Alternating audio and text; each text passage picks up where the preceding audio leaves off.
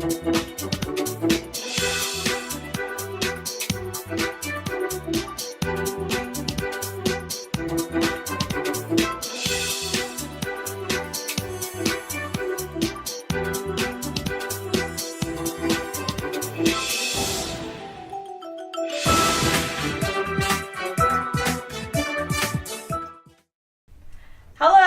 and welcome to the first edition of Barnsley Local Television. My name is Sam. And I'm Gabby, and with your help we want to tell our viewers, wherever you may be in the world, as this is on the internet, of the things that make Barnsley the unique place that it really is. So we want you to come forward and bring forward your ideas and share them with others on our website. Barnsley Local Television, which is produced by the Day Media Group, an entirely not-for-profit organisation and run by only a small number of staff. Hopefully, with funding from the lottery and our many volunteers, including media students, we can provide programmes that you can get involved in. Chairman Don Chamberlain told us this. We see our role as a simple one, to help Barnsley communicate what it does best. Whether it's a community group or a business, it's essential that both communicate what they do well. And we think we can help them do that. Thanks for that, Don. So now please help us by letting us know of events that you think are important by ringing or emailing. We went out into the streets of Barnsley to find out what you think about local television, and here's some of the replies that we received.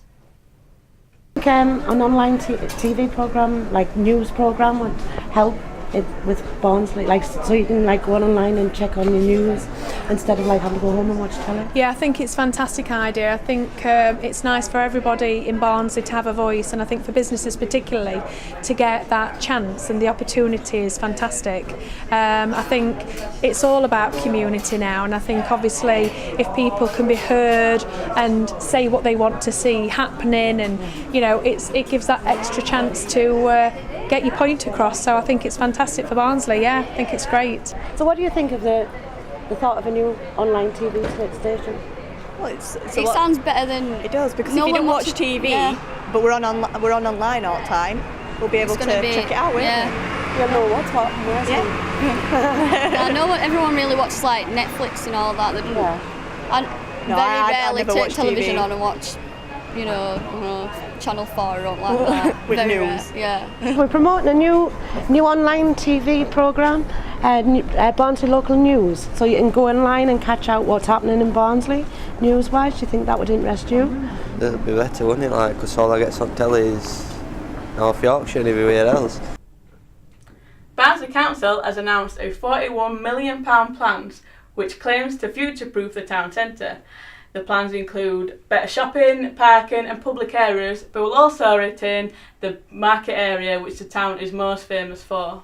The plans also include a new town square expected in October 2016, which will feature an area where routes into the town centre meet, and this will be large enough for market stalls and public events.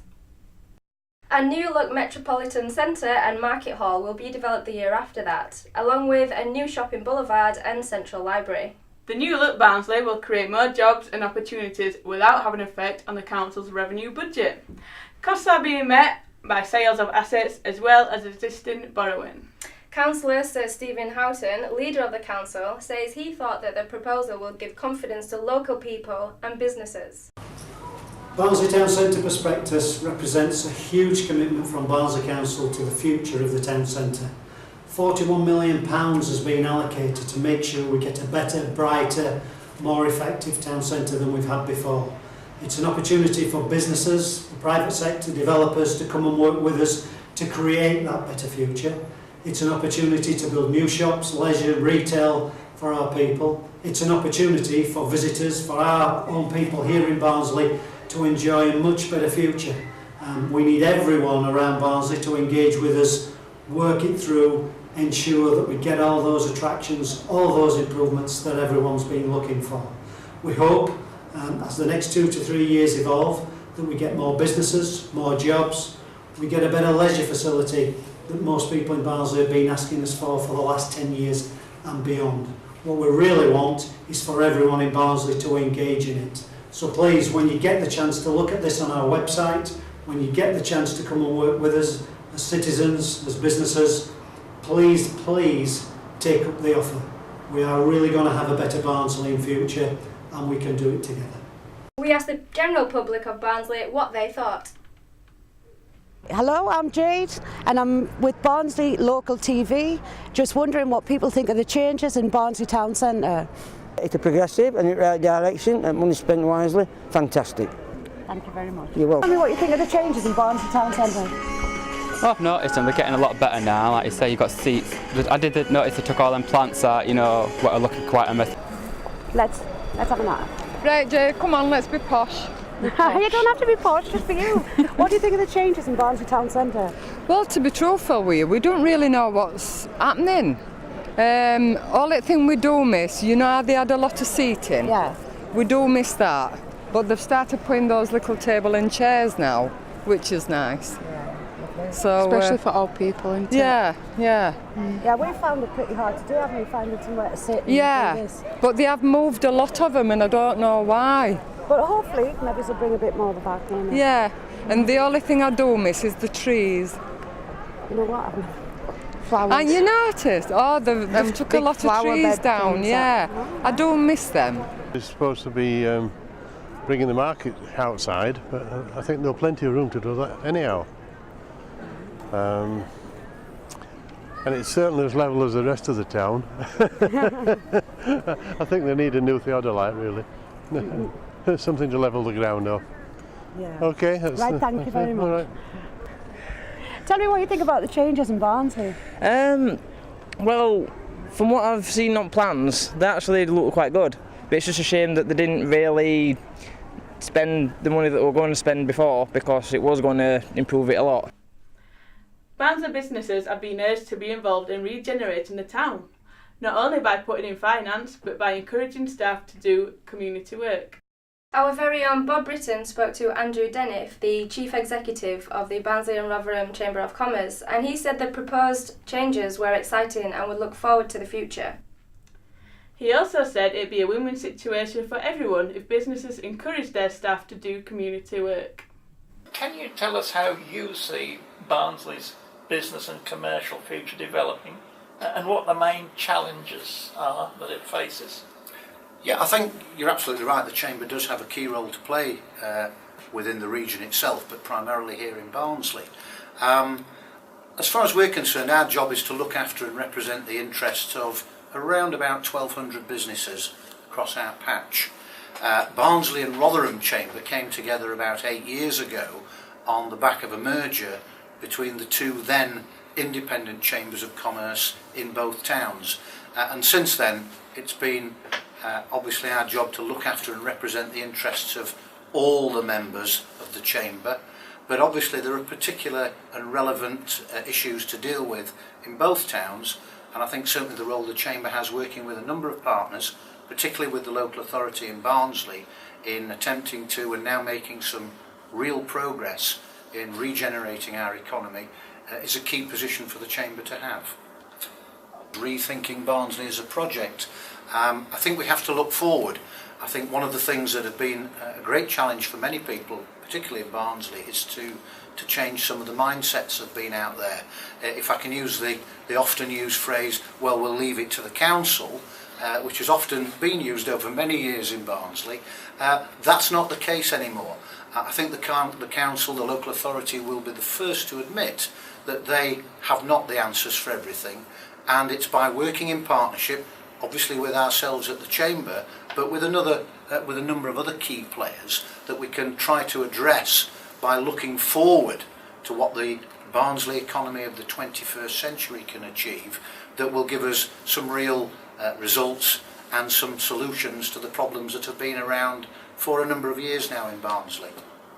Very challenging enhancements that we're going to see in the town centre. That, again, is a council-led project. There is money that's available, and I think the difference between this and some of the other announcements that have been made around the economy over the past 5, 10, 15 years is there is real money to support the objectives here. Yes, it's public money to start with. I think the real challenge for certainly people like ourselves at the Chamber of Commerce is to encourage the private sector to get involved, not only in the delivery aspect of the entire project, but also in financing some of the really exciting things. Well, at the end of the day, we can do as much as we can, where we can, when we can, but unless nobody hears about it, it doesn't really achieve what we want it to. I think communication is vital. As a chamber, we have a very close working relationship with what you might call the traditional media in Barnsley. We're very close to the Chronicle, we work very closely with Durn FM, and only this very morning I've just finished an interview with BBC, with Radio Sheffield. I think an innovative project like local TV in Barnsley has to be embraced. And that was Bob from the Chamber of Commerce. Now, more Barnsley people are volunteering to work in the community and more community groups are setting up. Bob spoke to Nigel Middlehurst, the Chief Executive of the Voluntary Action Barnsley, which is facing increased demands for help from the groups who are setting out to help others. The primary objectives of Voluntary Action Barnsley are to provide a volunteer brokerage service for groups in Barnsley and volunteers in Barnsley. Secondly, to support organisations in Barnsley to meet their needs, and this could be anything from setting up an organisation in the first place, providing a constitution, community accounting, payroll services, etc., etc. And then thirdly, is to act as an umbrella for the voluntary community sector in Barnsley. And this usually, more often than not, means disseminating information, sending out news bulletins, information that may be relevant to the sector. We have somewhere in the region of 800-900 groups on our database at the moment. And it's quite reasonable to say there's more than that who don't have any contact with us. So we regularly send information out, whether it be around changes in employment legislation, safeguarding, whatever.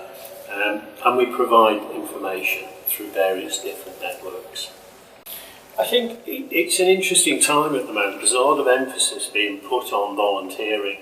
As a result of the recession and the economic austerity measures that have been brought in place, there's a great emphasis on volunteering. I think one thing we firstly need to be careful of is we don't undermine the volunteering that's already taking place and the community activity. It's always been important to a town like Barnsley to have a strong voluntary community sector. Next up, a Barnsley animal charity, appropriately named BARC or BARC, which started up with just a handful of volunteers a few years ago and now claims to be one of the largest animal charities in Yorkshire. But there is a problem. Not enough people are coming forward for the unwanted cats and dogs in their care. Our investigative reporter Max Senior went to Worth to check it out. We live in a very throwaway society, so people get dogs for presents and then decide they don't want them when they're too big, boisterous and need training basically. And people will just kick them out. Well, we have 7 shops.